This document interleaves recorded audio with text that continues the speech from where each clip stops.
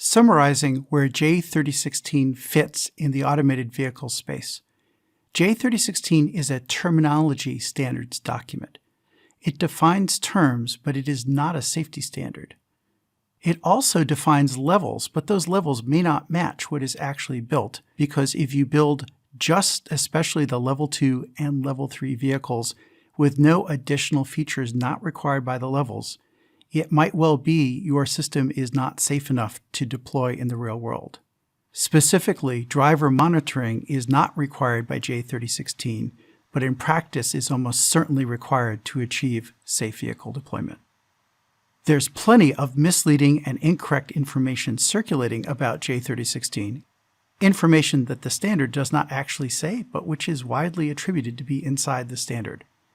Understanding the myths and interpretation listed at this website is a good way to make sure that such misunderstandings do not creep into regulation, news stories, or other uses of this standard.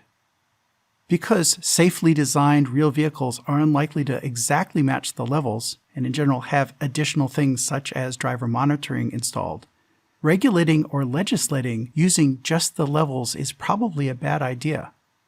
If you say a vehicle needs to meet SAE Level 3 or SAE Level 2, that may be specifying a vehicle that's not really safe enough to be put on public roads.